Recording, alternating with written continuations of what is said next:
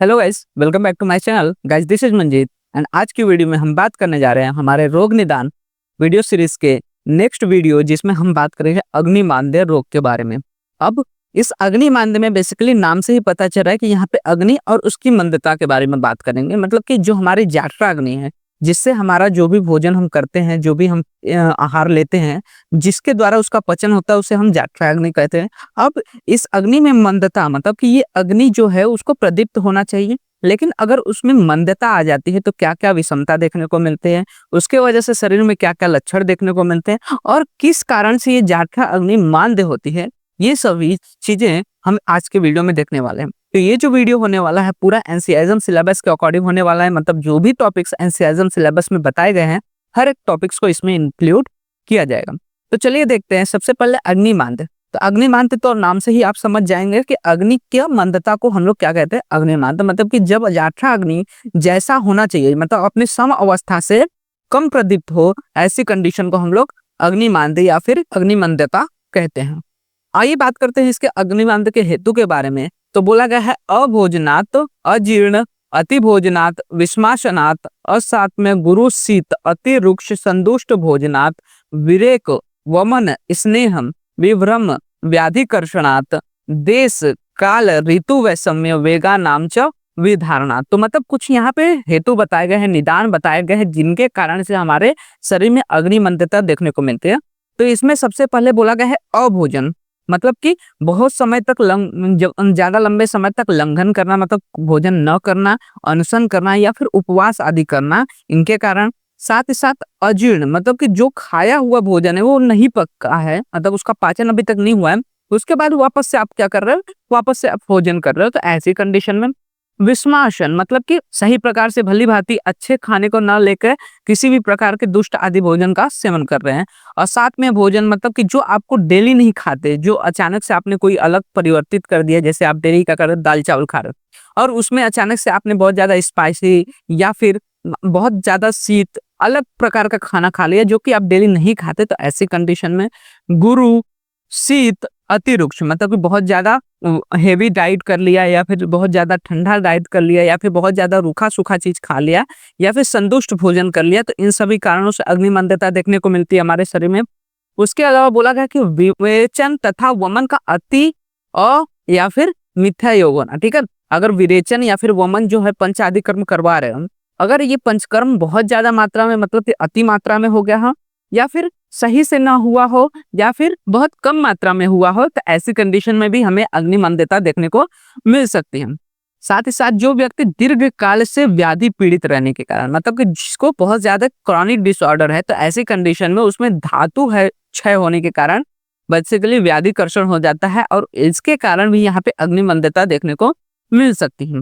वहीं पे बात करेंगे आगे, बोला गया है कि तीक्ष्ण उष्ण द्रव्यों के चिकित्सा प्रयोग से धातुकर्षण होना, साथ ही साथ देश ऋतु काल इनसे वैषम्य उत्पन्न होना। ठीक है, मतलब कि जो देश है, ऋतु है या जो काल है, उनकी प्रकृति के अनुसार हम लोग क्या कर रहे हैं, भोजन कर रहे हैं। तो ऐसे कंडीशन में, क्योंकि जीव प्रकृति है, जैसा देश है उसके विपरीत देश का हमें क्या करना चाहिए, अन्न आदि का। जैसे कि अगर आप अनुप देश में रह रहे हो तो बेसिकली वहां पे आपको क्या करना चाहिए, रुक्ष आहार या फिर लघु आहार का सेवन करना चाहिए।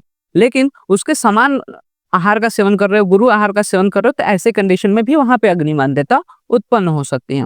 वहीं पे अधारणीय वेगों का धारण करना या फिर धारणीय वेगों को न रोकना, ये सभी क्या है, डिफरेंट डिफरेंट रीजंस बताए गए हैं, डिफरेंट डिफरेंट निदान बताए गए हैं, जिनके कारण हमारे शरीर में अग्निमंदता देखने को मिल सकती है। आगे बात करेंगे कि अग्निमंद की संप्राप्ति किस प्रकार है। तो बेसिकली जो भी हम लोग ने हेतु सेवन किया है, इससे बेसिकली क्या होता है, मंदा अग्नि होता है। ठीक है, जो भी सेवन किया, जैसे आपने कम डेली 3-4 रोटी खाते हो, अचानक से आपने 7-8 रोटी खा लिया, तो आपकी अग्नि उतनी प्रदीप्त नहीं है कि उसको पचा पाए। तो ऐसे कंडीशन में वहां अग्निमंदता की कंडीशन जनरेट होती है और इससे हमारी अग्नि जो होती है मंद होती है। अब जिसके कारण या फिर जिसके परिणाम से लघु अन्न का भी पाचन नहीं होता, मतलब अब ऐसी कंडीशन में क्या होता है कि हमारी अग्नि बहुत ज्यादा कम हो गई है। जैसे कि मान के चलो आपने कहीं पे लकड़ी जला रहा है, ठीक है, लकड़ी जला रहा है, थोड़ा थोड़ा लकड़ी देंगे तो अच्छे से जलेगी, लेकिन अचानक से बहुत सारा लकड़ी का ढेर रख देंगे तो अग्नि क्या हो जाती है, बुझ जाती है। वही सेम कंडीशन हमारे शरीर में भी देखने को मिलती है। अब क्या हो रहा है कि एक बार अग्नि मंद हो गई, अग्नि बुझ गई, तो ऐसे कंडीशन में थोड़ा सा भी उस पे क्या रखेंगे, लकड़ी रखेंगे या फिर थोड़ा सा भी आहार खाएंगे, फिर भी वो पचेगा नहीं। साथ ही साथ बोला गया है कि भुक्त अन्न को सुप्तता आ जाती है, जो भी हम लोग ने खाना खाया है वो वहीं पे बैठा रहता है।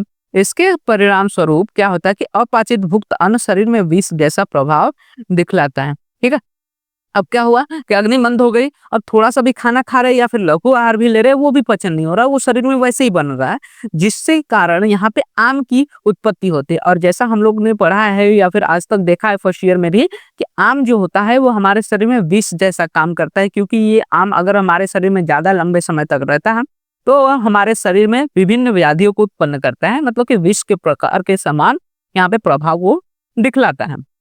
वहीं पे अग्नि विकृति के बारे में बात करेंगे, किस प्रकार की हमारे शरीर में अग्नि होती है। बेसिकली हमारे शरीर में 4 प्रकार की अग्नि बताई गई है, 3 दोषों के अनुसार एक एक, और एक सन्निपातज अग्नि। तो कौन कौन सा बोला गया है?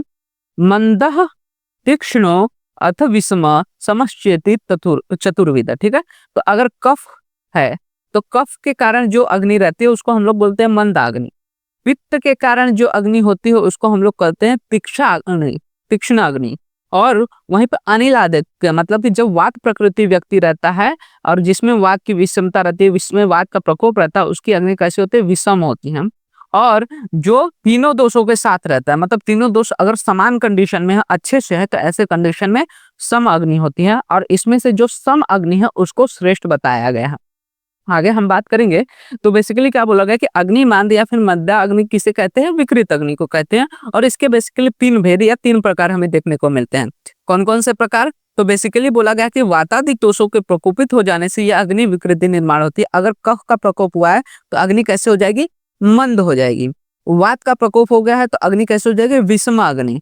अब मंदा अग्नि रहेगी तो थोड़ा सा भी खाना खाएंगे उसका भी पाचन नहीं होगा। वहीं पे विषमा अग्नि रहेगा तो कभी पाचन ज्यादा होगा, कभी कम होगा, फिक्स नहीं रहता। वहीं पे पित्त बढ़ा रहेगा तो पित्त के तीक्ष्ण और उष्ण गुण के कारण यहाँ पे जो अग्नि भी रहती है वो तीक्ष्ण हो जाती है। अब तीक्ष्ण अग्नि क्या करेगी? आप कितना भी गुरु भोजन कर लो उसको तुरंत क्या कर देती है? पाचित कर देती है, बहुत ज्यादा जला देती है। और साथ ही साथ अगर तीनों दोष एक बराबर रहे, समान अवस्था में रहे, तो ऐसे कंडीशन में समा अग्नि रहती है। तो क्या बोला गया है कि प्रकृत अवस्था में शरीर में तीनों दोषों की स्थिति सम बनी रहती है, तो अग्नि भी समान बनी रहती है, और इसे ही हम लोग क्या कहते हैं? समा अग्नि कहते हैं। मतलब कि जब तीनों दोष सम अवस्था में रहेंगे तो हमारी अग्नि भी क्या रहेगी? सम अवस्था में रहेगी। और इस कंडीशन जो होती है ये सबसे बेटर बताई गई है। और जो सम अग्नि होती है वो हमारे शरीर के लिए हितकर होती है, क्योंकि ये किसी भी प्रकार का आप भोजन करो उसको सम्यक प्रकार से पाचित करती है। अब बात करेंगे विकृत अग्नि के लक्षण। अगर अग्निमांद हो गया हमारे शरीर में तो उसके वजह से क्या क्या लक्षण हमारे शरीर में देखने को मिलेंगे? तो क्या बोला गया है इसमें कि मात्रा वक्त भुक्त अन्न का समा अग्नि द्वारा सम्यक पचन होता है। ठीक है, अगर हम लोग मात्रा के अनुसार डेली 2, 3, 4 चपाती खा रहे जो कि डेली का हमारा है, अगर वो डेली डेली ले रहे तो उसका पचन कैसा होगा? सम्यक होगा, मतलब कि वो भली प्रकार से पच जाएगा। लेकिन परंतु मंदा अग्नि द्वारा अल्प प्रमाण में सेवन किया हुआ भुक्त आहार भी पाचित नहीं होता। ठीक है, अगर यहीं पे ये जो अग्नि है वो मंद हो गई है, सही से नहीं जल रही है अग्नि, तो उसमें थोड़ा भी हम लोग खाना खाएंगे, थोड़ा भी अन्न आहार लेंगे, तो ऐसे कंडीशन में वो भी अच्छे से पाचित नहीं होगी। वहीं पे बोला गया है कि अगर हम लोग विषमा अग्नि की बात करें तो विषमा अग्नि में क्या होता है? कभी पाक तथा कभी अविपाक होता है, मतलब कभी कभी पाचन अच्छे से होता है, कभी पाचन नहीं होता। तीक्ष्ण अग्नि में मात्रा व तथा अति मात्रा में भुक्त किया अन्न सुखद रूप से पाचित किया जाता है। ठीक है, अगर अग्नि तीक्ष्ण है तो कम भी आहार लो या फिर ज्यादा भी आहार लो या फिर मात्रा के अनुसार भी आहार लेंगे तो वो क्या होगा? तुरंत पच जाती है। अब इन अग्नियों में समा अग्नि को श्रेष्ठ कहा गया है। ठीक है, जैसा कि मैंने बताया कि समा अग्नि में क्या होता है कि सभी चीजें मात्रावत अगर आप भोजन कर रहे हैं तो आसानी से पच जाएगा, तो समा अग्नि को श्रेष्ठ बोला गया, क्योंकि और 3 जो कंडीशन है वो सभी पे लागू नहीं करती। कभी कभी क्या होगा? अगर तीक्ष्ण अग्नि है उसमें आपने लघु आहार कर लिया तो बहुत ज्यादा शरीर में जलन होने लगेगी, एसिडिटी कंडीशन आ जाएगी। वहीं पे विषमा अग्नि है तो कभी वो पाचन करेगा, कभी नहीं करेगा। और मंदा अग्नि है तो हमेशा आम की कंडीशन जनरेट करेगा। इसीलिए चारों अग्नियों में जो सम अग्नि है उसको श्रेष्ठ कहा गया है। आगे बोला गया है कि चरकाचार्य के मतानुसार तीक्ष्ण अग्नि को आहार पर्याप्त मात्रा में नहीं मिला तो वो धातुओं का शोषण करती और मंदा अग्नि से भुक्त अन्न अपाचित रहने से छर्दी तथा अतिसार उत्पन्न होता है। ठीक है, ये भी बता दिया गया है कि क्यों सम अग्नि श्रेष्ठ है, क्योंकि अगर तीक्ष्ण अग्नि है तो आहार अगर पर्याप्त मात्रा में नहीं मिला, कि मतलब कि आपने लघु आहार कर लिया, तो अग्नि तेज है लेकिन आपने आहार क्या किया है, लघु किया है, तो ऐसी कंडीशन में क्या हो जाएगा कि कम आहार मिलने की वजह से लेकिन अग्नि ज्यादा होने की वजह से आहार को पचाने के बाद वो धातुओं को भी पचाने लगती है, उनका भी शोषण करने लगती है अपने उष्ण गुण के कारण। वहीं पे अगर मंदा अग्नि है तो मंदा अग्नि जो है वो भुक्त अन्न है, वो भी पाचित नहीं करेगी और जिसके वजह से आम निर्माण होगा और इस आम के कारण वहां पे आम विष निर्माण होगा, छर्दी या फिर अतिसार ये लक्षण देखने को मिल सकते हैं। इसके अलावा कुछ कंडीशन देखने को मिलते हैं हमें, दैट इज द भस्मक अग्नि। ठीक है, भस्मक अग्नि बेसिकली क्या बोला गया कि तीक्ष्ण अग्नि यह विकृत पित्त का परिणाम होता है। जब तीक्ष्ण अग्नि से भी अत्यंत तीव्र अग्नि हो जाती है तो उसे भस्मका अग्नि कहते हैं। ठीक है, जो कि तीक्ष्ण अग्नि हम लोग ने देखा, अब तीक्ष्ण अग्नि से भी थोड़ा सा पित्त ज्यादा बड़ा हुआ और तो ऐसे कंडीशन में जो अग्नि होती है बहुत ज्यादा तीव्र हो जाती है और वो बार बार खाने का डिमांड करती है। ऐसा जो व्यक्ति रहता है जिसकी अग्नि क्या होता है, भस्मक अग्नि बन गई है, वो बार बार कितना भी खाते रहता है, बार बार उसका पाचन हो जाता है क्योंकि अग्नि बहुत तेज है, तो पचते जाता है और वो खाते जाता है। तो इस कंडीशन को हम लोग क्या बोलते हैं, भस्मका अग्नि कहते हैं। और अब बात करेंगे कि तीक्ष्ण अग्नि से क्या क्या रोग उत्पन्न हो सकता है, क्योंकि हम लोग ने देख लिया है कि अगर अग्निमांद रहता है तो उससे क्या क्या होगा कि वहां पे अतिसार हो सकता है, छर्दी हो सकता है। वहीं पे अगर अग्नि बहुत ज्यादा तीक्ष्ण हो जाएगी तो पित्त क्या करेगा, बार बार पचाएगा। और उसके अलावा अगर अग्नि ज्यादा होने के कारण लघु आहार ले रहे हैं तो वहां पे क्या होगा, अन्न पचने के बाद वो तीक्ष्ण अग्नि धातुओं का शोषण करने लगेगी, जिसके कारण यहाँ पे शरीर में तुष्टना, श्वास, दाह, मूर्छा इत्यादि रोग तीक्ष्ण अग्नि के कारण उत्पन्न होते हैं। ठीक है, तो शरीर में क्या होगा, शोषण हो रहा है, जिसके वजह से जो क्लेद है या फिर जो रस धातु वो कम होगा, जिसके वजह से बार बार प्यास लगेगी। शुष्कता निर्माण होने के कारण शरीर में श्वास कंडीशन जनरेट होती है, बार बार रिपीटेटिव बहुत तेजी से श्वास ले लेता है पर्सन। शरीर में दाह होता है क्योंकि उष्ण बढ़ा हुआ है, और पानी के कम होने के कारण, रस के कम होने के कारण हमें मूर्छा ये भी लक्षण देखने को मिल सकते हैं। तो ये सारी चीजें हमें देखने को मिलते हैं विद इन द होल अग्निमांद। ठीक है, तो अग्निमांद में आपको क्या याद रखना कि अग्निमांद होता क्या है कि जो हमारी अग्नि होती है, जठरा अग्नि होती है, जब वो अपने सम प्रकृति से कम हो जाती है, मतलब जब वो जितना होना चाहिए उससे उसका सदन हो जाता है, तो ऐसे कंडीशन को अग्निमांद कहते हैं। उसके कारण याद रखने हैं जो हम लोग ने निदान में पढ़े। उसके बाद संप्राप्ति, अग्नि के विकृति के जो 4 प्रकार बताए गए, इस पे 5 मार्क्स के आपके क्वेश्चन इजिली बन सकते हैं। तो जो अग्नि की विकृति है कि 200 के अनुसार 5 प्रकार की अग्नि होती है। कफ रहेगा तो मंद अग्नि, पित्त रहेगा तो तीक्ष्ण अग्नि, वात रहा तो विषम अग्नि, ये आपको अच्छे से करके जाना है। तो इतना ही चीज आपको बेसिकली यहाँ से पूछा जा सकता है। तो 5 मार्क्स के क्वेश्चन इजिली इस टॉपिक पे बन सकते हैं according to the NCERT syllabus.